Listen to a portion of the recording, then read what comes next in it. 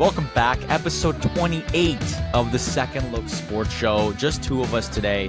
I'm Alex Mandarino, Justin Arenburg. To my left, I don't know what way we're going to look when we're actually on YouTube, but you're next to me. And it's late here, Thursday, the 26th of June, about 10 o'clock. But we thought we'd fit in a nice short episode because, man, there's not a ton of sports going on, Judd, but like just a ton of news. And we're in the thick of it. You just got off work, so you're pretty much in the thick of it sports-wise. How's the week been? What's going on over there?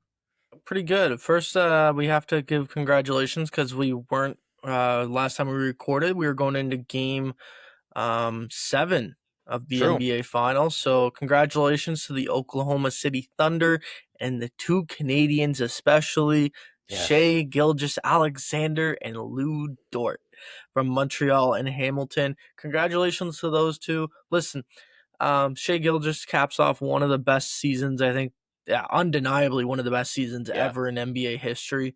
If you don't get the championship, everything doesn't matter. But when you get a championship and you do what you did all season long, you get the scoring title, you get the MVP, you get the Finals MVP, you get the Eastern or Western Conference Finals or Western Conference Finals MVP. Listen, it's one of the best seasons of all time. I'm not going to say it's the best season of all time. I still think there are better seasons. But yeah, this has to be one of the greatest, and it has to be looked upon that way. This is, in my opinion, the first of many Oklahoma City Thunder championships. So I'm happy for a team that, relocated and the city's been behind them ever since. It's really their only major franchise in terms of pro sports. And for them to come so close in 2012 and then for them to have to rip it down after having superstars in Kevin Durant, James Harden, and Russell Westbrook, Sam Presti deserves a lot of credit because he knew exactly what he was doing back in 2019 when he traded Paul George and decided we're going into a full rebuild, but I'm going to go into asset management mode and just stockpile every single asset on the planet and try and get as many picks as I possibly can. That way I have a surefire chance of hitting on at least a couple of them. And listen, he hit on two of them in the same draft in 2022, Chet Holmgren and Jalen Williams. Just two terrific players, two key pieces of that championship team. I'm excited. I'm excited for the future. I know this is the parity era of the NBA, but I really think that Oklahoma has a chance to end that and really start a dynasty. I'm not going to lie.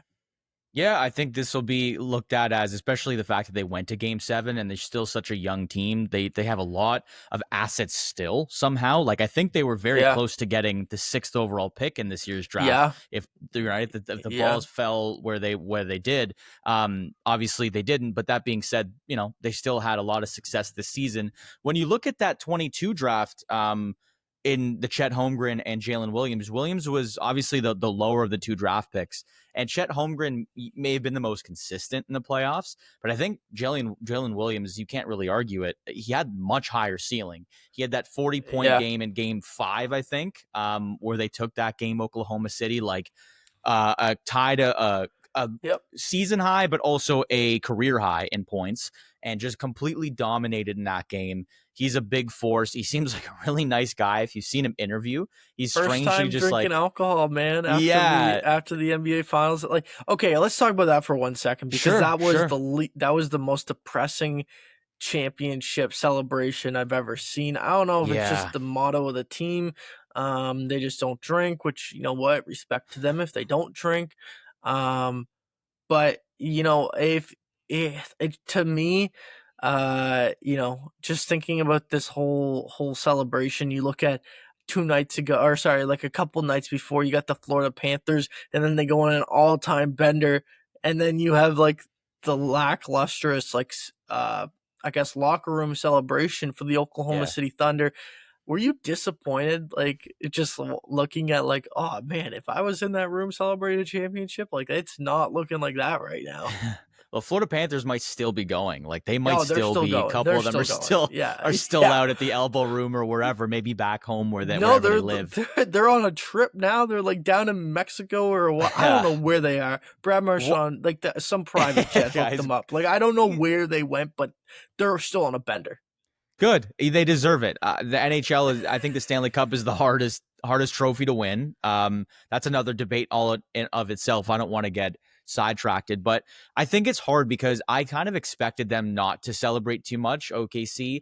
I just remember in the past few years, I don't remember if it was last year or the year prior, what team it was, but I remember watching the celebration. I think it was the Nuggets year, so a few years back. And I know when you like the heartbeat of that team is Nikola Jokic, and he by nature, like, he couldn't care less the fact that he's the best basketball player in the world. Yeah. Right.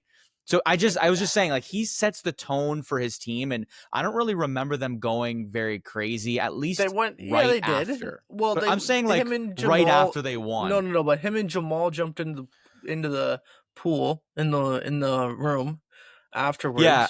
I guess the locker room and like once the buzzer hits are different, because I saw a lot of side by sides on like Twitter, for example, of the Panthers the minute the clock hit, and they had won that game like halfway through. They were going crazy, whereas OKC, it basically acted like they won the first, like maybe game one. They won like, game one. That's what it literally felt like. It legit felt like they won game one of the NBA Finals. The one thing that obviously is pretty like is an elephant in the room was the Halliburton injury. I think it kind of just sucked a lot of the air out of the celebration, because, like, look, at the end of the day, we're Raptors fans, and a lot of people still like to say that it's sort of an asterisk championship. I don't think you can say that because of the Kevin Durant injury of a very similar nature. I don't know how that game plays out if Halliburton was still healthy. He only played a few minutes. I think he finished with the highest 3-point amount of 3 points taken, or I guess successfully made. Yeah. So crazy stat there, but I think that kind of just killed the mood afterwards. They're a young team. I don't know if that like makes a difference. You'd think they'd be going harder if they're younger, but like, I don't know, all business. It just felt like they did not like it didn't sink in, at least for them in the moment. It felt like, I'm not going to criticize them and tell them like,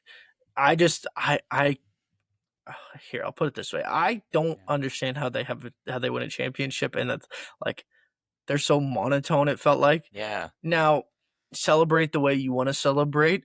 I feel like compared to other championships, it just felt like, I don't know, it just felt lacklustrous or something. I don't know, it just didn't hit right, like you see all the other major sports, like they win a championship and everyone's like massive, like, and like they didn't even like celebrate as a team, like get in like a huddle or like, you know what I mean, like on a group hug, like, and like just crowd each other. Like usually that happens, but no, not with this at all. It was very weird. Definitely weird. And also what also was weird was, well, not weird actually, this is just more of a point, because we were talking about Shea. I didn't want to miss this stat. He's always pretty calm. I think he talks to the media pretty well. It was interesting because, do you know the last time outside of him that an MVP won the championship in the same year that they were MVP? Yeah. Do you know what it is? It is Steph Curry, 2014-15. No, you're right. It was over 10 years ago. Well, I guess 10 years on the nose, which is semi-surprising, but I think that just brings about the point you made earlier of parity. Like MVP, a lot of the time, you sort of carry the team into the playoffs, and then, you could run out of gas. But when you look at the OKC team, and first of all, it feels like that championship happened way more than less than a week ago. But the team, it wasn't Sunday, basically 5 days ago. And it felt like so long, but that team was built of so many different pieces. It wasn't just Shea doing it on his own. You had the defense, like Alex Caruso, right? Like even the guys off the bench. They're 10 people deep. Like Aaron Wiggins is out there balling. Yeah. Like, you know what I mean? Like it's guys like they don't care who it is. Like they're gonna put their whole bench in. But my point was, like, the NBA kind of screwed up, in my opinion, in terms of scheduling. Everything seems so close together. Like, I don't understand why this finals had to be so stretched out. Listen, like they play Sunday, they win game game 7 Sunday. They have to have the championship parade on Tuesday. Then Sam Presti has to get ready for a draft on Wednesday. He's got no time to celebrate the championship. It just feels very terribly planned by the NBA and Adam Silver's team. It doesn't give the Oklahoma City Thunder a couple days to at least to enjoy the championship. Like everyone in their training staff, like sure the players can go on their trips now and enjoy the championship and do whatever, but for the guys that like put in the hard work behind the scenes, they have to go immediately back to work for the NBA draft that's literally like 2 days away. It just does not seem fair to me that the NBA scheduled it the way that they did. Everything seems to be on top of each other, and they had to rush. They couldn't even wait for the parade to like happen like Thursday or Friday this week because they had to get it in before the draft. You can't have a draft interview like introducing a new player on Friday and have the championship parade the same day. It just doesn't work. So yeah, it's terrible scheduling by the NBA in my personal opinion. You just invite all of the prospects to the parade and just see who has the most fun, and you draft that guy, or you hope like, he's still there. I don't know what. Yeah, like that's ridiculous. It's ridiculous in my personal opinion. Well, but yeah, that's all I really wanted to say on that front because, like, I mean, we'll jump into the draft right now. I mean, the draft to me it was boring. It just felt like every NBA player did not have any emotion the way that we're used to seeing, like, I don't know, NFL drafts. Like it just felt like the air was sucked out of the building last night watching the NBA draft with every single pick outside of Cooper Flag. Yeah, I think that's the problem. The one thing I want to say before we dive fully into the draft is I did want to comment on your point about dragging the season out because I think the NHL does it similarly. The problem is the NBA, not only was there the scheduling conflicts that are very prominent, but also, and I don't know, I'm not a doctor, but like you saw 3 Achilles tears in these playoffs. You saw Damian Lillard first round, then you saw Tatum the next round, and then you see Tyrese Halliburton in the last game. And I don't know if that's because it's dragged out. I don't know if it's because there's a lot of the 2-day breaks between each game, and therefore like guys are taking too much rest and they're not consistently playing. For Halliburton, you could probably just say like if you're feeling like, and now it's just a lot of awareness where if you have a calf strain, like I'm sitting out. Like, unfortunately, I wouldn't consider that. I wouldn't consider someone soft for doing that now because there's precedent where, man, the next game or 2 games later, you might end up ruining your not career, but your next year. Yeah, you're ruining your career, a year in your career. The upside about this is there's 2 guys that are in their mid to late 20s. Like Tatum's, I think, 27. Halliburton's a couple years younger. So they'll bounce back. I don't know about Damian Lillard. Like, how is the rest of his career playing out? Like, it might be it. Hopefully it's not. But anyway, it's just, there's a lot of changes that I think need to happen near the end of the season. But I agree. The draft, I didn't catch the full thing, but I tuned in for like the first 10, 15 picks. And I don't know. Like, I think it's because the number 1 pick is the way it's going to go. Like Cooper Flag obviously drafted first. The narrative was exciting in that, like, there was a lot of conspiracy theories, but that didn't happen just on draft night. That was dragged out over the past 3 months, really. And obviously he's taken first. Like, no one is really surprised. It got a little interesting after that to see some of the picks sort of drop, and especially as a Raptors fan, we'll talk about that in a sec, like how that played out.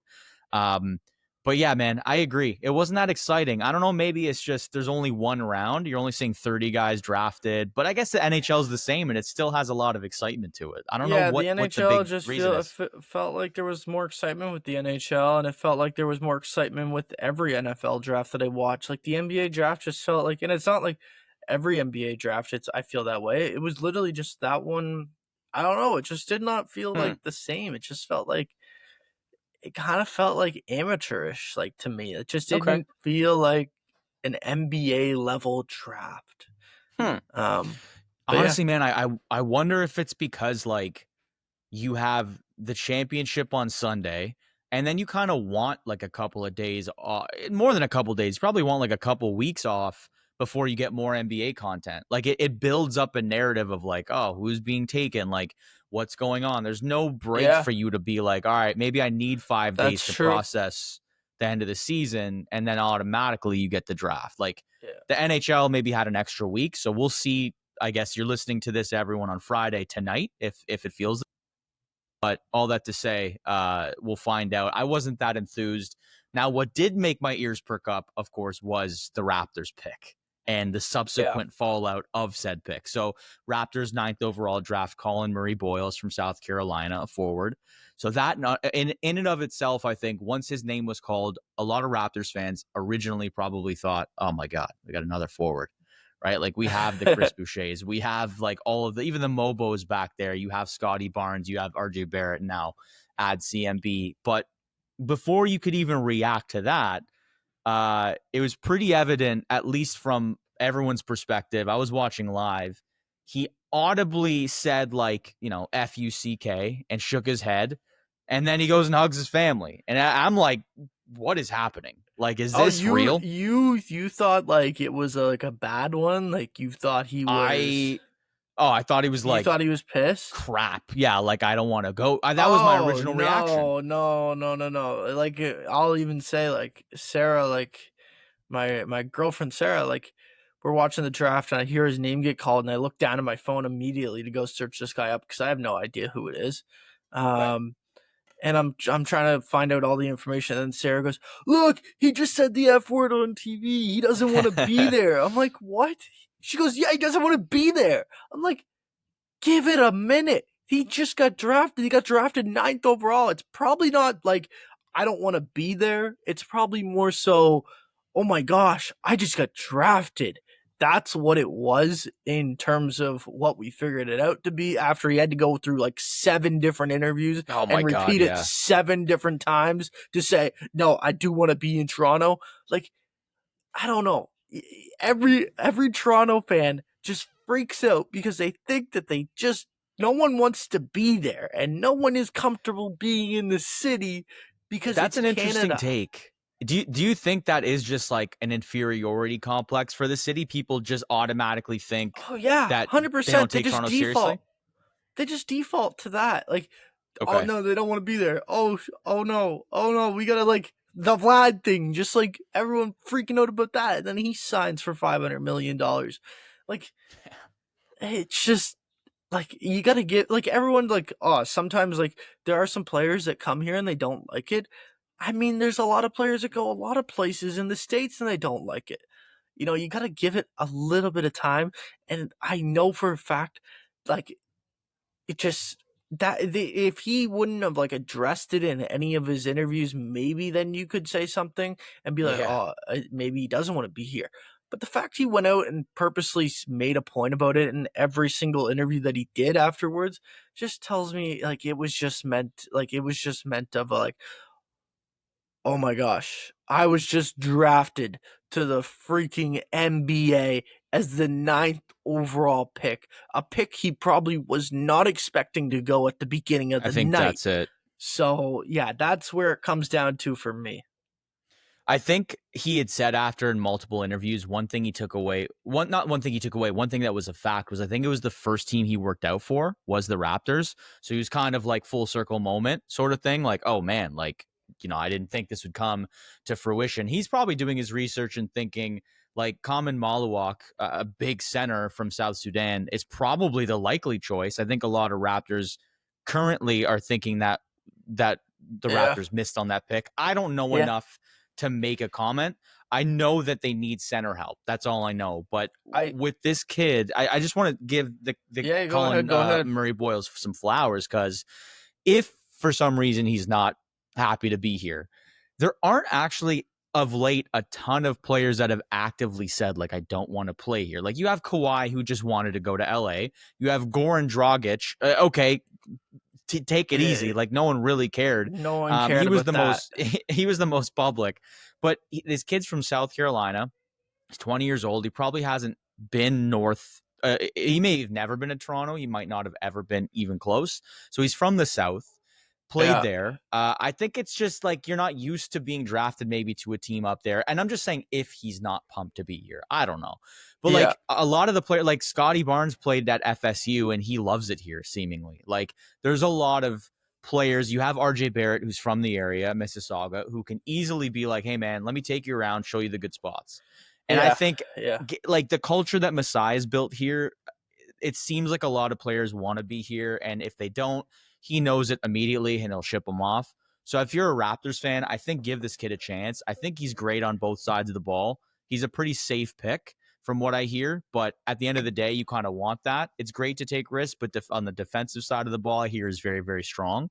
And look at what just won the OKC Thunder championship. So it's not everything, but I'm kind of psyched. I'm excited to see this kid kind of do what he can and see if he can make a difference and maybe force the Raptors' hand at moving some other forwards out to make room for some center depth. Yeah, exactly. I think if you take a look at the pick and what I've heard in the last 24 hours, all I've heard in the last 24 hours since the pick has been made is how good defensively this guy is and how much he's going to be effective on the defensive side of the ball, which is kind of what the Raptors needed considering they were one of the worst defensive teams in the NBA last year. They gave up, I think it was close to 115 points per game, if not more.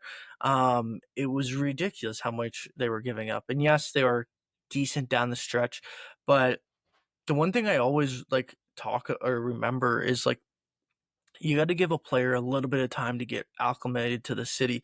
Even he said last night in an interview, they said, "Do you have your passport?" And he's like, "I already brought it with. Like I was like ready to go. Love like, it. I brought it." I just remember like earlier in the year, everyone like they traded for Brandon Ingram, and no one thinks that Brandon Ingram wants to be in Toronto, and then he signs a 3-year extension. Like a week and a half later, 2 weeks later, like it wasn't long after, and then he signs an extension. So I just, I always like, you got to give it a little bit of time and like if the player comes out and it's like Gordon Dragic, like that actually comes out and says, I don't want to have him play for the team. I don't want to be here. Like, you know what? Then All fine. right, man. Don't be here and don't play. But obviously this guy wants to be here. He's very excited to be here. I'm excited for him because the comp that I hear like in the last 24 hours, just Draymond Green that, Draymond Green this, like he sounds like, yes, he has shooting problems is what I'm like learning. He's not a very mechanically sound shooter, but his defense and everything that he brings on the floor in terms of energy is off the charts apparently. So that's the most exciting thing about that with the 9th overall pick. I'm pumped. And as we record this, not long before the Raptors pick in the second round, 39th overall was Elijah Martin from a guard from Florida, the Florida Gators that won the NCAA March Madness this past season. Don't know too much about him. I did watch the final few games that Florida played. Obviously, they won the championship. And from what I remember, he just had a lot of energy. Like I think he's 6'7", comes with a lot of energy, decent shooter. So the energy seems to be a big aspect of this draft over the two rounds here. I really don't know how the season will look, but once we kind of get to the point where the roster cuts need to be made and decisions are on the table, I think we got to bring someone like Ian Finlayson in. And our good friend from Centennial, he writes for Raptors Republic and Sportsnet for Raptors specific and basketball in general. So maybe we'll get some more info with him and we'll let it play out. Was there any more thoughts Ian or will takes? give us the Ian will give us the in-depth analysis Stats. and all the stats that you want with everything. Yes. Do you have any more thoughts about the draft at all? Like surprises or any players? Yeah, I know sure. Ace Bailey. Bailey is the surprise of the draft for everyone. This kid, I personally am gonna go out there on the limb and I'm gonna say I don't like him. I'm just gonna form this opinion right now. Just decide. Well, I just don't like the fact that you're an 18-year-old kid. You make a couple $1 million in college off NIL, which is, you know what? Good for you. You deserve it. But then to have the audacity that you're not even in the NBA yet and you're going to go handpick your team, like that's not right to me. Like to not work out for any team, like and tell 2 teams in the top 5, it's rumored that it was like the 76ers and Hornets that his agent reached out and said, listen, if you draft him, he's not going to report. Like That is ridiculous. Like, that is terrible. And I just don't like the attitude. You could see it on his face last night at the draft as well. It didn't seem like he wanted to be there. While every other pick is already in their city, Ace Bailey's not in Utah today. Like, it's so weird. And yeah, if you're Utah, you take a shot because the talent is there. I'm Yes. not going to say the talent isn't there. The talent, he is so giftedly talented. It is, yeah, you're talented, gifted. Sorry. But like, you're just, you're like dumbfounded that the, that this kid basically like wanted to go to the Wizards from all accounts is what it seems like. And yet you're like going to like tell teams I'm not going to work out for you. I'm not going to interview. Like, don't draft me. Like, it's so, like, it's just, I don't know. And maybe it's maybe it's not him at all. Maybe it's the people around him. But Yeah. I don't know. It just doesn't make any sense to me. Yeah, it is strange, man, because even like the people, if it is, let's say, family members, agents, people around you, like there really is only the first appearance you have as a basketball player. You know, you have NCAA, but ultimately it's like an audition, even though you're auditioning for this entire time, and ultimately you're getting selected to be a Yeah. cast member in a play, for example. And if you're sitting there and you're like, hey, I didn't get the lead, you know, or I didn't get to play this specific person, like too bad, man. You're going where you're going. That is the business of sports. The NBA, you get drafted where you get drafted, and Yeah. players have a lot of rights. Unfortunately, you get drafted to the team that you are selected to. And even like you said, even if you're not happy, dude, you got like a couple hours. Put on a brave face, go awesome. I'm pumped to be a Jazz. And you know, we'll see where the teams go. Look how many trades happened yesterday. Yeah. Like you could just silently be like, hey guys, like I'm not pumped. And I know this stuff gets out. Shams never goes to bed, but like you could do this in a different way if you didn't actually want to get drafted by Utah instead of actively immediately just like souring on it and being disappointed. So I don't I'll know put the it full to you. picture though. I don't I'll know. put it to you this way. He's one of 60 kids that get drafted this year, right? Mm-hmm. He shouldn't like to sit there and have the audacity to try and handpick one of the teams that's going to pick you with only 60 players going in the entire world into the NBA that gets drafted every single year. Like, man, just like be gracious of the opportunity to go to any one of those 30 teams. Like, the fact that you're making it to the NBA, it doesn't matter where you get drafted. Like, sure, you can have a favorite team growing up, and everyone does because that's how you get into the game. And sure, you want to go play for the hometown team or your favorite team. Yeah, I can understand that. But be happy you just made it to the NBA and it doesn't matter who you play for. Like, Mm-hmm. it's an opportunity of a lifetime to play for one of the 30 franchises in the NBA. And the fact Yeah. that he's just going to go and, like, basically tell, like, a bunch of teams, I'm not going to report to you if you draft me. I'm not going to even work out for you. I'm not going to do anything. It just rubs me the wrong way. And I don't like the attitude. It definitely it puts a target on your back as a player Yeah, because definitely. if you like if you're confident in your ability, that's great. If you end up proving it and you know winning cures all. So if he goes and plays his butt off and if he is a character problem, like I have no idea. I'm not going to talk bad about the kid. I don't know him, but I'm saying if you put on this display that you're not happy, and then you go out and you're not a great player, especially the first year, you're going to get crucified. Like the media is going to eat you Yeah. up, and all because you sort of put the target on your back to begin with. Stephen A. Smith, Whereas, boy, you better be right, if you ready to listen to his you voice got, yap at you. oh man, I know that guy's not going anywhere. So if you just Shut up. graciously accept, yeah, if you accept the Jazz and you go, hey man, I'm pumped to be here, and selfishly or behind closed doors, you're not, no one will know. And if you're not playing well, they might say he's not playing well, but there's not that added layer of pressure because now Yeah. you've sort of Utah is a spoiled. great place to play.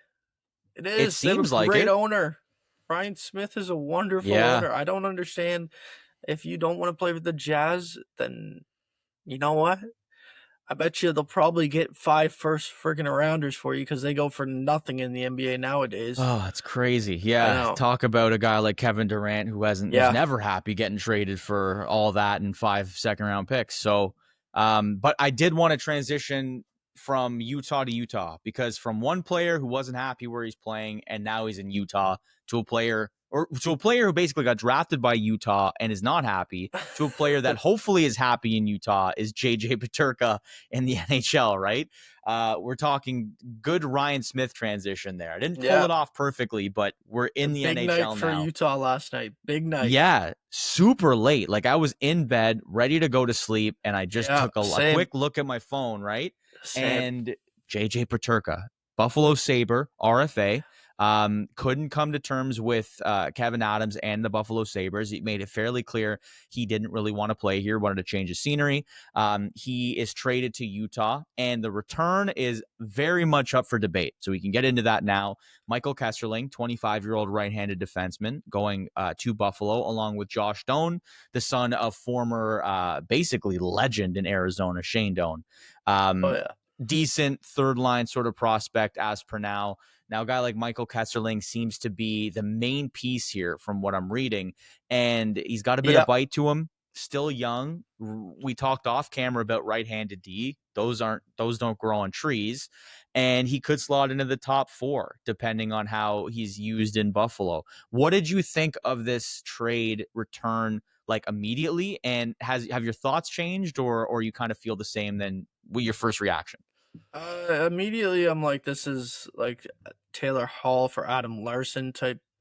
Christian said the same thing, man. Yeah, it's ridiculous. Like, me and him talked about it last night. It's ridiculous. Like, now, like, basically, so last night that breaks, and I'm like, I have to, get everything together. And like, the funny thing is, Elliot puts out like the 3-player, like, he's like JJ Peterka for Michael Kesselring and Josh Doan, and then he writes like 3 players, no picks, and I'm like, wait, so who's the 3rd player then going back? Like, I thought, like, for a second, I'm like, oh, there's a 3rd player being added to this deal going back to Buffalo. Oh, like, yeah. who's the 3rd player?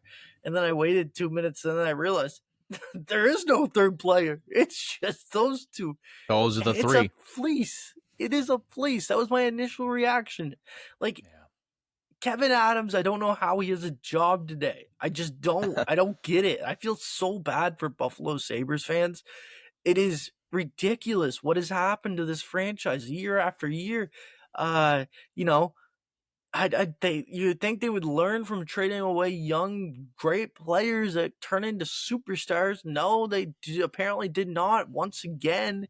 And I get it. Like, some people are not as hard on this return as what I'm being, because it technically is what Buffalo wanted, in terms of they wanted current players. They wanted like players that can help them today. But Josh Doan is a bottom 6 forward, and Michael Kesselring at his best right now looks like a top 4 defenseman, and he's 25 years old. Like, he's already older than JJ Peterka.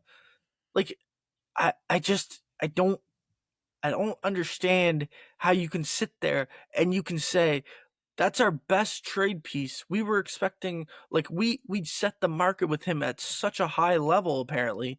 And then to get that, like, it just doesn't make any sense. And it's so frustrating for Buffalo Sabres fans. Like, I've seen all day on my, like, Instagram, just like Sabres fans, like, I'm so done with this team. Like, I can't deal with this team. Like, I totally understand.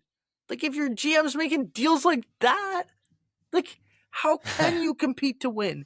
And it's like the players. I'm not gonna like crap on the players. Like, Kesselring and Josh Doan are decent players, but for what they gave up, it just doesn't. The math does not add up. The math does not math. Okay, like, that's what it comes down to. It doesn't help that I watched a video a couple months ago. I think the Sabres put out like an 11 to 15-minute video on YouTube on it basically just followed Kevin Adams and the team around, like, for draft deadline. day, like the day after, 2 days later. Yeah. So you're looking at this guy, like, walking around doing his thing, and it just doesn't feel like he has any clue what he's doing. And I don't know. Maybe he does. Maybe maybe the Sabres, with whatever roster they put out there, make the playoffs I would like this his year. job. Yeah, I mean, honestly, I think a lot of us put together could probably hold our own. But the biggest takeaway here, SLS hockey member David Leo threw this in our hockey chat yesterday, maybe this morning, and this is NHL Rumor Report on Twitter, and this is Frank Saravelli from his DFO Rundown pod. So it says JJ Peterka trade. There were so many interesting offers on the table. I'm surprised Buffalo went with this one. So are we. Wild offered Marco Rossi plus. Blues put Kyrou on the table. A team offered 2 firsts, and the Isles Dobson was in the conversation. I don't know what to believe, but Frank Saravelli, you can love him or you can hate him. I'm a huge Frank guy. He knows what he's doing. He's a volume shooter. We were talking about this last night. He's a volume shooter, but I give him credit because even though sometimes he pulls from the hip a little too quick, he often is in the conversation. And listen, man, he's second behind Elliott in terms of insight. He's up there. I'm a Chris Johnston guy too, but yeah, he's kind of fallen off a little bit compared to like Frank's definitely number 2 right Frank's now. dialed. Frank's definitely in the loop. Everyone knows he's in the loop, but like he'll pull the trigger too quickly sometimes on some stuff. And sometimes he'll have to reel it back in or something. He's a volume shooter. Like Elliott is like the class of the field at number 1, and then you got Frank number 2, who's just like he's out there trying to like. I compared it to NBA players, like LeBron or Elliott is like the LeBron. By the way, Bob McKenzie's Michael Jordan. The GOAT. Oh, good call. Yeah, good call. And like then you have Frank Saravelli, who is just I forget who I had him as. I had him as just like a Buddy Hield type person, just firing threes. He's gonna make a bunch, but he's also gonna just like miss a bunch. He's good. Like I like Frank. He's a volume shooter. He is 100%. But man, all those opportunities on the table. Because my thought last night, we were just texting quickly with Christian and Dave, and like, we're chatting, and I was trying to like rationalize the return. I'm thinking maybe he had a lot of like offers from the Atlantic, and give him credit. Maybe he just didn't want to ship Peterka in the Eastern Conference, but Blues aren't in the Eastern Conference. Yeah, they trade him to the same division. The Minnesota Wilds aren't in the Eastern Conference. So what really happened here? I don't really get how this happened. Yeah, like Rossi plus is very interesting. Not to take that. If I you don't know. want the smaller center, I guess then sure, but and Jordan Kyrou, I don't get it. I don't get what Kevin Adams like. Does Kevin Adams just think this is like this is just a toy franchise that he can play with? Yeah, I don't get it. I don't get it. Bad. What does Kevin Adams really want to do? Does he just want to like try to screw this team over as much as possible before he leaves or like gets fired? Because honestly, like Terry Pegula probably just not going to fire him. Doesn't seem like he wants to. If he was going to fire him at some point, it would have been last season during that 10 or 14 losing streak stretch they had. Yes. Like, they had a team. The owner literally flies into a team meeting in Montreal last year and says, "Yeah, I trust this guy in Kevin Adams. He's the guy that's going to get us through this." No, he's not. He's just I don't know, man. I don't trust it. What's it going to take for them to understand? I think it's all downhill from here. How can you sit there and tell me he's doing a good job when he just traded away supposedly your best asset? Your best asset that's what they said. Your best asset for nothing. It feels like they're quality players. Sure, they're decent NHL players. Yeah, just for the level of player that you're giving up at 23 years old, and then for the extension, we didn't even mention the extension. No, we haven't touched on 7 that. times 7 for 5 years. It's ridiculous. Yeah. It's a good contract for the Utah Mammoth. Is. Like, he's gonna outplay that, in my opinion, by year 3 or year 2. Well, he's still a very young player, sharpshooter. Like, I think Yep. I was reading an article today where I think he even addressed, like, I got to be a little bit better, like, body language wise. I feel like he's a guy who, I don't know, maybe I don't want to make this a German thing, but I know Leon Draisaitl can be pretty sulky off the ice. Now, Tim Stützle is not really like that. He's branded as like a diver, to be honest, but and JJ Peterka feels this way. I have no ways about German players. I think Germany's on the up and up when it comes to hockey. I think they're going to be a dominant like country for hockey in a while. But I know Peterka still has probably some steps to take to be a great player. But I love what Utah is doing. I think they're adding a lot of really good young talent. I do think Kesselring, like you said it a couple times, but I agree fully. Like the players are good players, but in the context of the trade, there's so much out there that you probably like. You have Peterka, who obviously is forcing your hand. Like we've seen it before, but did you say we've also. Did you say it was Kyrou plus more? I think they just had Kyrou like in the mix. Okay. So I think the point of it was plus, like though. It was Rossi plus, and then Kyrou on his own. I'm still mind boggled by that. I just yeah. Now, what I think was an interesting thought was Utah must have immediately been like, the 4th for this year is not in play, because how do you not even scoop the 4th overall pick in this draft from Utah? Because at that point, okay, Peterka's gone. You can bring in Porter Martone, and he's a better version likely. Maybe he's not the better skater, but he's going to be in the action offensively. And then you replace a winger with a winger. And if you really want, you can get a Caleb Denoyers, or you can get a James Haggins probably at that point. I know the 4th was probably like Utah wanted it, but my God, like how do you not leave with that 4th? I mean, I'm surprised we just didn't see Bowen Byram, JJ Peterka for like the 4th overall pick. Like, that's probably, like ship them. That's a good point. It would have been. Because if Byram out. Yeah, like you want Byram gone, there you go. There's your answer. Obviously he didn't want futures though. That's the thing. He wanted current players that could help them now. Yeah. But that's a good point too. I'm just shell shocked. There's like, the answer is, how does Kevyn Adams have a job? That's literally just what this is. I mean, this is the year. I think if they miss another playoffs for 15 years, I think you got to send him out of here. I think he's got no choice. You can't bring that guy back. I also don't understand. So you hire Jarmo to apparently, like, to senior advise this guy. Yes.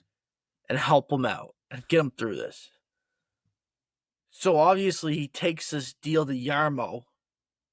And Jarmo goes, "Oh, this is a great deal. You should accept this." Like, I don't get that. Does Jarmo want his job and just told him, "Yeah, go butcher the farm so I can get the job"? That's like, you know what? That's a great theory.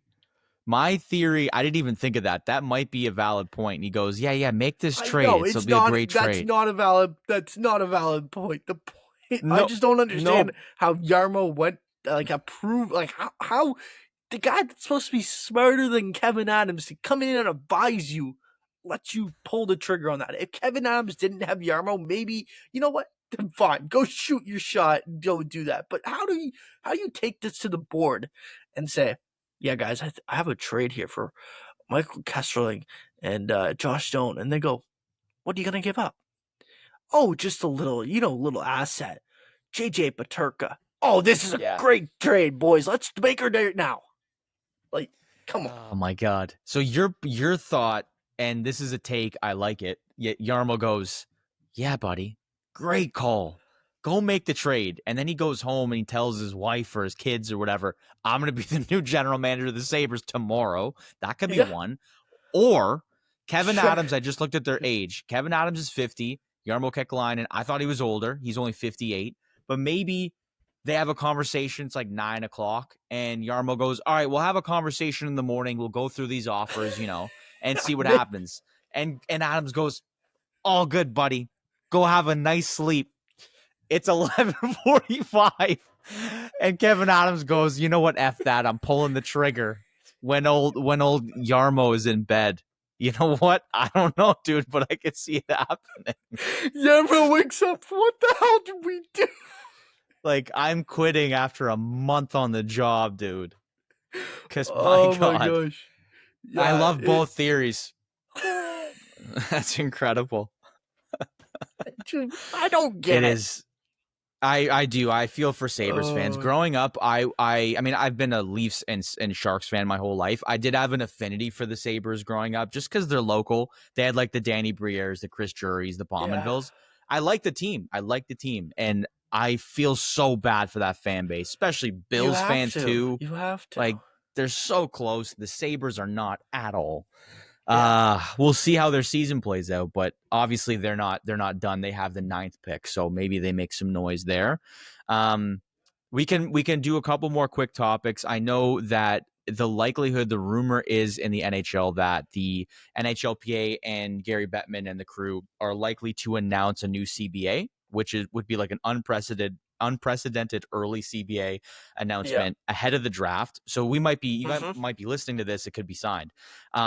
A couple of Yeah. things. Do you have any specific like topics that you wanted to bring up, Justin, like from the CBA, or do you want me to list a couple off? Like I like the idea of the full-time e-bug. I love that. I That's think cool. that's very valid. It was needed. I don't like the fact that like you could literally just go get someone out for the stands that night and say, "Yeah, boy, Yeah. you go play NHL Strap them goaltending in. tonight." Yeah. Like you just strap on the pads to get out there. Strap on the pads. Um, like ridiculous. Now the one that obviously I think, well, the one that I think will probably get the headlines, actually, there's two that I think will get Mm-hmm. the headlines. 82 games to 84 games in the regular season. That's probably going to get the Yeah. headlines. To answer that in short, it's literally just revenue. They just want more revenue. It's what the NFL has been doing. They've been extending their season. Mm-hmm. You're just trying to create more revenue. You're just trying to give each team one more home game for them to get, a little bit more revenue. And yeah, so the other one is the contracts, going from 8 to 7 and Yeah. 7 to 6 years in terms of keeping your own player. Now you can only sign them for 7 years and unrestricted free agent 6 years. I personally don't like that. I'd like the 7 and 8. I just think 6 is a little bit short, in my personal opinion. Um, but hey, you want player movement, you're gonna get player movement. That's what it's all about. So that's what I guess this is all for. If you don't want to be in that long term situation with a team, I guess this gives you the flexibility a little bit more. But yeah, it's very interesting. Yeah, probably like that might add an extra contract to players that, I don't Yeah. want to do the math in terms of ages, but if you're a really good player, you probably get like 3 really good contracts. You might Well, be able to sneak a fourth in, if you're a really good now player, that you they're just less. follow the Austin Matthews little trick Yep. here, and you go take Short 4 term, years short each term. time. So And then you cash in at, 30 years old or whatever it's going to be. And and that's your you last just one. screw the Maple Leafs over, and you just sign for $25 million a season, and you call her a day. That's it. There's we'll leave the Leafs talk for another time. We've gotten so close to no Leafs talk for once. I like it. And I'm a Leafs fan, but I just can't do it right now. Um the contract, yeah, that could be interesting. Obviously very player focused, and like you said, player movement, but probably no, like there won't be any like trade requests as much as they'll just be movement because there'll be less contract length. Quick Yeah, Quickly on go Jamie ahead. Benn. 1 year, $1 million, $3 million available in bonuses. This is Yep. a true captain, guys. This is what a true captain does. Takes a massive pay cut, and I mean massive. You go from $9 million a season to down to $1 million base salary. Come on. Like, I know there's available bonuses here, that are just game play bonuses, that will kick in, obviously, because he's probably going to play more than 20 games next year, guys. But listen, this is just a way for Dallas to get out of the cap structure, or like to basically avoid like going over the cap and like keep him, Yeah. because once next year hits, they'll have a little bit more cap flexibility, being able to pay off those bonuses. But you know what? He realized if he wants to stay in Dallas, this is gonna have to be what it is, and this is how they're gonna have to pay him. And credit to him for like, basically taking a massive pay cut, because he put up 49 points last year. Not like he's a scrub. So he could have No. got at least $3.5 million on the open market, it feels like. So yeah, just taking a discount to stay in Dallas. 2 times in the last week we've seen that. Are you taking a shot there at a No, we're not certain talking about it. former captain? We're not talking about it. Okay. We're just not Just talking making about it. sure. I thought you said that's a real captain there. I didn't really know what you meant there. That's Well, fine. you can't call him a real captain if someone stripped him of his captaincy. Stripped. You're done. Nah, I know. That's a whole different conversation. Whatever. I don't think that's a huge deal whatsoever. The JT, we can save that for when he actually signs, or when July 1st hits and he's still in the market. We'll see how that goes. I think there's plenty to talk about there. I did want to just say, for the 84 game season, like you said, that's probably going to get the most headlines. And the caveat to all of that is, obviously the goal is to shorten preseason to 4 games as opposed to 6 or 8. And the cool thing that I'm reading is that for veterans with 100+ games, which is most players, I'd like to think, they can only play a max of 2. So it's perfect, because you get the young players that the preseason are generally meant for, to showcase their talent, to be able to actually play in games. And you're not getting the Jamie Benn, as a great example, who's a little older guy, now signed a contract, can save those 20 games for his bonus for the regular season, and doesn't have to say, well, I played a couple preseason, I'm already injured. And that kind of ruins something like that. It's a great example right off the bat. So that's kind of a great setup. It does seem like it's very player focused. I think the players really got a lot out of this. But if I'm Gary Bettman, man, first of all, how many more years do you think he has? And secondly, 5? I mean, maybe. And then you go, the NHL's in a great place. Look at the cap structure. It's supposed to go up like crazy amount. Cap going up. So there you go. So he's like, I don't care. I'm making money. I only had one more thought, but unless you wanted to get into something. I have one more topic. Let's hear where you're going. This one snuck up on me because I've been very busy and I've been trying to keep up with sports, but I'm going through the Jays and I'm going, Max Scherzer's back. I feel like it was quiet. Scherzer pitches 5 innings on Wednesday. The Jays do lose in the 10th, I believe. Walk-off. Walk-off is flew hardy. But 5 innings. This is the first time he's pitched since, I think, late April. Like the 25th of April was his last start. Goes 80 pitches, 5 innings, 6 hits, 3 earned runs. Not bad, considering the fact that I think his last rehab start was in the 70s. He was like working his way up. I think he's he threw 74 pitches or something like that in Buffalo, or something like that. I think it was around that 74, 75 range. It's a good timing, just because the Jays are now in a playoff position, which you didn't really anticipate at the beginning of the year. I think it's a great time to bring him back as a result of that. I'll bring up a controversial point here. Okay. If I clip this, which I probably will clip this. Okay. Because I want to know other people's opinions on this as well. Like, do you think it would be smart for them if they're able to add like 2 arms at the bullpen to move Scherzer to I messed that up. Do you think it would be smart for the Blue Jays if they add a couple arms at the trade deadline to then move Max Scherzer into the bullpen instead of having him be a starter? Because like he's done that in the playoffs before. He's come out of the bullpen. I just like he's old. Like he's old, and I think he's still a good pitcher.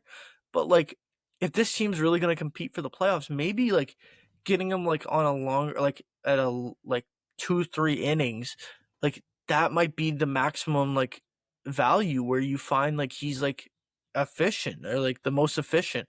I know that's probably going to be controversial, but like I do think if they're trying to like be a playoff team and win playoff games, like maybe like if you get one or two more arms for the Blue Jays here, you don't have to have him in the starting rotation. You can move him to the bullpen if he's willing to do that, obviously. But yeah, what's your thoughts on that? Yeah, I don't hate it, mainly because you signed Scherzer for 1 year, and it's basically like a prove it year to some degree. He's what? He's 40 years old, Prove it. 39, 40 years old. It's a No, but my veteran. my point of prove it is like you have 1 year. So if you have a bad year, the Jays just don't bring him back kind of thing. So but that being said, Max Scherzer, Hall of Fame pitcher, and you'd rather have him in the lineup in any capacity than not at all. And if that Yeah, means that he has to pitch out of the bullpen, and the way that the Jays have been playing in his absence, you want a guy like him involved. He's seen pretty yeah, much all of it. Like he's got a very weird, not weird, he's got a different personality. And I'm sure a lot of media members, maybe they miss him, maybe they don't. Maybe they're like, damn, Scherzer's back. This guy gives great quotes. Or maybe they're like, this guy's a nightmare, because sometimes you don't know yeah, what's coming out of his mouth. yeah, But that's not the point. The point is, like I said, I think you want him in the lineup because he is a presence. And if that means, hey, I can't go 5 innings, or if I go 5 innings, I got to miss every second start. You have him in the bullpen, bring a Yariel Rodriguez and have him start. Like he's yeah. been in that position in the past Well, rather than the rotational or the opener that they've been doing of late.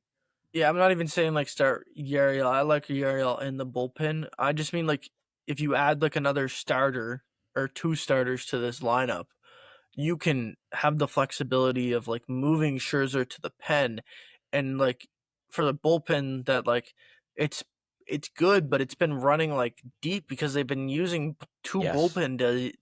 two bullpen days like every 4 or 6 rotation spots because of the starting pitching lack of depth, I would say, right now because of all the injuries. Like I don't know, it just like seems to me like if you got another 2 starters and you shirt up like that starting rotation and then move Scherzer to the pen, like it just feels like it creates like a really good bullpen for the Toronto Blue Jays. And Yeah. I feel like that's where you can get the most out of Max Scherzer going into the playoffs. Like just like think about that. Like if your starters going like 5, 6 innings and then you have to face Mad Max for another two, like that's really good for the Blue Jays. I Well, think like yeah. Go ahead. yeah. No, I was just gonna say realistically, like once the playoffs start, you go down to 4, if not 3 starters. So Yeah. Scherzer's not gonna be one of those 3. You got your Barrios, your Bassett, your Gosman. So And at even that point, Bassett could be like scratched if they go get an ace. Like right, like it could go a lot of different ways. Now that we can see the Jays might actually be buyers, I don't know. A lot of people probably thought the opposite when the year started. Now, there'd probably be sign so Bo. many. You got, yeah. There's so many things on the table. I don't know what assets they have to move. I haven't been as dialed in as I would like to at this time of the year. So But I'm seeing like a yeah, lot of starting pitching like is on the table for them. Like Zach Gallen apparently off Jeff. This is from Jeff Passan of ESPN, okay, the Elliot Friedman of hockey in yeah, terms of yeah, baseball. So yeah, like or Kelly's a good fit for the Blue Jays is what he's saying. Zach Gallen as well, Freddie Peralta from the Brewers, like a couple aces, a couple really big arms for the that is available in the market, and the Blue Jays are really good fits for them, and they could potentially get them, and because of the position that they put themselves in, like they've earned this, Like I don't know, sure, like I think they could use another bat like for sure. If Jaron Duran comes up or whatever, like oh they yeah, can use another bat for sure. But I think where they really need is like arms. They really need a couple more arms in in the bullpen, and they need another 1 or 2 starters. I feel like yeah. to really become like a championship level team.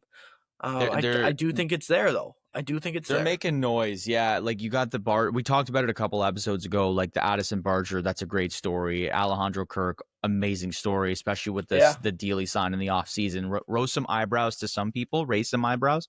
Um, like we need the boys of summer to be back in winter, basically in fall. Like it's Yeah. been so long since I've been able to get up and be excited about a J season for longer than a few months because they flame out or they're not they lose in the first round. And I'm pumped to see if this can actually go on a run. We've seen wildcard teams a couple years ago make noise. The Diamondbacks made it to the World Series a couple years ago from basically thin air. So Yep. it's not possible. Now the Dodgers are probably going to run away with it, but they're in the NL. We could worry about them once we get past the Yankees. So I think it's going to be exciting. I would like to see the Jays do something. You sign Vladdy. That's basically a check mark for saying we're going for it, right? Like you're obviously not bailing now. Yeah, you're not signing him and saying we're not competing, right? Like you're not doing that. So you gotta make smart moves here. You just can't make dumb moves, in my opinion. They made a great move last year at the deadline, acquiring Jake Bloss. I really hope they don't give him up. Yeah. I do think he's a good talented arm that they can call up at some point. And we keep on I didn't even bring this up, but like Trey Savage is like just not quietly, like just quickly going up the ranks. Like he's already in Double A. Like he's projected, if this continues the trend, like he's projected to be on by the end of the year. Like he's projected to be called up by like August, September. So yeah, like, and he's impressing at every single level that he goes to. So like you would have thought Double A would be the hardest. He had a really solid performance yesterday at Double A. So, or Wednesday, I guess would be the day now. But yeah, like it was really good. Like it was like there's a lot here to like with the Toronto Blue Jays. This is when everyone turns to the Blue Jays anyway, and then they go from like saying, "Oh, I hate the Leafs suck," to "I hate the Blue Jays suck. I'm not gonna waste my summer watching them." Like, no, they're actually worth watching this summer. Well, they are, especially because today's Thursday. It was today. There was some fireworks. I think Vladdy got hit right in the forearm, leaves the game. Gosman next time at Jose Ramirez. Drills Jose Ramirez. Beans him. And you know what? I absolutely love it. Let's get some more bad blood here. I have said in the past that I like the bench clearing brawls. I don't think anything actually came of it. Like I know there was some back and forth from Stephen Vogt, the manager. He wasn't mad about like the fact that he got hit. He knew he was gonna get hit. It was more so like hit him in the friggin' bum, I guess. Like like don't beat him in like the rib area or whatever it was. That's where they beamed him in the rib area. But like you also beamed Vladdy twice and you got him in the forearm. So yeah, I mean, I have said in the past though, I always find the baseball, like the clearing of the benches to me is like the dumbest thing ever because they don't do anything. Yeah, they don't do anything. And then you'll get like 30 seconds of like them running towards each other, and then the camera goes, all right, let's go to the sky cam, and you see the bullpens gunning it like next to each other. Like, where are you going? Like, they're already back in the dugout. Like, I've always just found it ridiculous. But you know what? I still, if there's gonna be bad blood, I want the Jays to be relevant. Like, let's get some excitement. Let's get, like you were saying, the NBA and NHL took too long. Now it's over. Everyone wants to watch baseball in the first place. Let's give them something to look forward to, other than bombs and starting pitching. Summer. Yeah, I'm excited. That week. After next week, we're definitely entering that week. We're definitely gonna have to get Blake Murphy on of Sportsnet.ca and Sportsnet Jays Talk Plus. He's great. We're definitely gonna have to get him on, talk more Jays, because that's where we're gonna be heading after next week, probably. More so Jays, and then NFL boys. Also, obviously. Mitch Marner, we can't go without the whole pod without saying Mitch Marner. Whenever he signs, like, well, we're gonna have to do an emergency podcast with everyone whenever that is available. Because Mitch Marner. Yeah, the first is a Tuesday. He's not gonna sign on the first. He's not gonna sign on the first. No, he won't. Now, what's good for us as Canadians is that we do have that day off, so I think a lot of us will be glued to our phones or laptops, TVs, just to kind of keep an eye out. I remember last year, or working. If you made it to this part, you should like follow Justin Sports on Instagram, because I'll be working that day. Or dialed. I actually find this was hilarious. So last summer, I think July 1st was a Monday. It makes sense because this year it's a Tuesday. Yeah, So it's normally the year prior, or the day prior. Yeah. I remember my girlfriend and I that day decided to go like kayaking, which is still a great idea. Awesome time. I'm on the river and my phone is somewhere, but I had my Fitbit obviously is connected to my phone, and I'm getting message after message about the signings, and I'm like, we got to pedal faster to get back to shore because I'm missing everything. Like I completely ill-timed it because even though it was early, I'm like, you know what, we'll go early because not a lot of the deals are signed until late. And I think I was wrong because it started to pick up pretty quick. Trade deadline isn't that way, but free agency, they were flying off the shelf. Yeah. Not making that mistake again. Well, you were allowed to tamper a little bit more. The NHL is apparently coming down stricter on that this year, so you shouldn't expect a lot of deals before noon this year. But I was the same way. I was walking downtown Toronto last year with my girlfriend, and I just was like, every 5 seconds, new deal, new ding, deal. Ding, ding. She's like, get your head out of your phone. I'm like, there's NHL deals. I can't. Like, it just, the news is coming up. I can't swipe off of it. It's there. It might be like by far the biggest day of the year, like news-wise, right? It's a drug. It's top 5, Like, it's Canada Day, but like then everyone's just like, yep. You gotta sit on the TV and just watch, Hockey Central signing season or like free agents. What is it? Free Agents Frenzy, I think is what it is. Yeah, for TSN. So there you go. Yeah. That's the Canada Day plan. So Canada Day doesn't start until like 7:00, and then after like free agency, kind of wraps up for the day. All the TV shows get done. The friggin' celebration begins. Let her loose. Let her loose.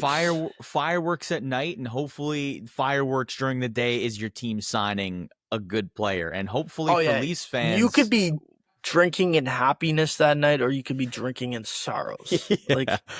And Mitch Marner might be just drinking Kool-Aid for wherever he goes. I don't know, man. We'll figure that out when the time comes. By the time, hopefully. Yeah, great pod. Hopefully by the time we record next week, in and around Thursday, Friday, we have a lot of the main guys signed and we can touch on it. But that'll be a big one for sure. So Yep, definitely a big pod. We touched on a lot. We touched on OKC winning the championship. Yeah. We touched on the NBA draft. We touched on the Raptors drafting I guess underwhelming or underappreciated 9th overall pick, I would say. Yep. And then we also went to the NHL. We touched on JJ Peterka. We touched on Jamie Benn. We touched on I can't even remember everything that we touched on. CBA, there's CBA, Max Scherzer. So much. Max Scherzer, the Blue Jays. It's a good pod. It's a good time of year, surprisingly. With no sports played, we got a lot squeezed out of this pod. So good work, Justin. Good job, buddy. All right, well, that wraps it up. We missed Brandon this episode. You'll have him likely back next week. So excited to talk with Brando again. But other than that, hope you enjoyed episode 28. Enjoy the NHL draft. Enjoy a lovely weekend in Toronto or wherever you're listening. And we will catch you guys next time.